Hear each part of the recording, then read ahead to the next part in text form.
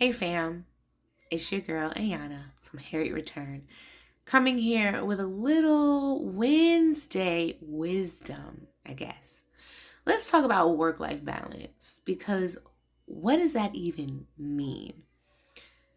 Uh, I believe that work-life balance is an extension of conditioning that we have all brought into in the capitalistic society that we all live in. We were trained and conditioned from very early on, from our school days, that you are born, you learn, you work, and you die. And there's no in between in that. That's life. That's the life cycle. But that's all to fuel the capitalistic society that we live in. There is no such thing as work-life balance. You live, and for some time in your life, you have to work. But to equivalate work and living, to say that you need to balance out the two, means that you are putting as much significance on working as you do on living. And that just makes no sense at all. We have life, we have a life to live, and then we have a time where we have to work, whatever that work may be. You may work for someone else, you may work for yourself, you may do both, but your work shouldn't be your life. You should live, and you should fit working into your life. In order to do that, you have to set healthy boundaries. Here are a few tips. Tip number 1, work your work schedule, and that's it. If you work 9 to 5, you work 9 to 5.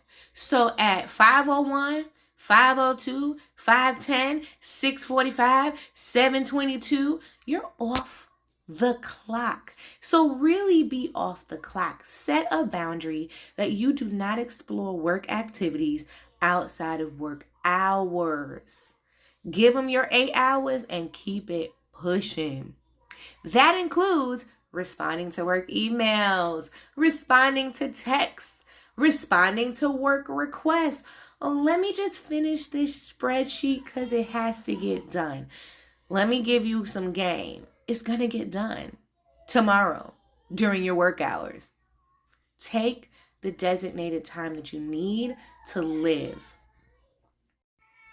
Tip number 2, unapologetically use your PTO time. It's already earned time. It's yours. You don't have to barter for it. You don't have to beg to use it. You don't even have to give an excuse why you need to use it.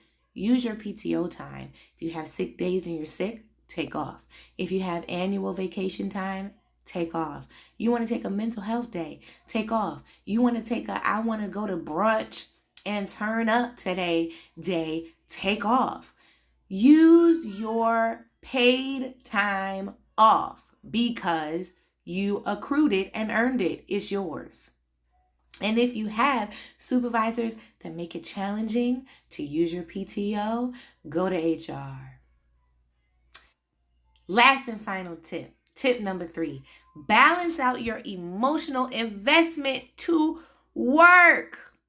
If you always get pissed to go to work, you wake up and you get in a bad attitude when you think about going to work, or you walk up in there and your face is set up because now you annoyed because you don't like your supervisor, you don't like your coworkers, you don't like the clients, you don't like the customers, and you're always emotionally drained with work, you need to work on balancing out your emotional investment to your job. Your job should not hold that much real estate in your mind, in your spirit, in your heart. It's a job. Okay? You choose what you're annoyed about. You choose what you're pissed off about. You choose what you are able to control and what you can't control. And if you can't control it, then why are you pissed about it? And if you can control it, then change it. So sometimes it's not changing the atmosphere. Sometimes it's not changing the people we deal with. Sometimes it's not changing the supervisors we have. Sometimes it's not changing the program that we hate. Sometimes it's not changing the services that we don't like to do. Sometimes it's just changing how you react to it, how you allow it to affect you. So check your emotional investment in your job and know that life is so much bigger than the 8 hours you spend in that office. I love y'all for real. I hope these tips helped. Have a beautiful day on purpose because you deserve it. Hey, and go follow me on all social media platforms, Harriet Return, and check out my website for more tips and info. Love y'all. Bye.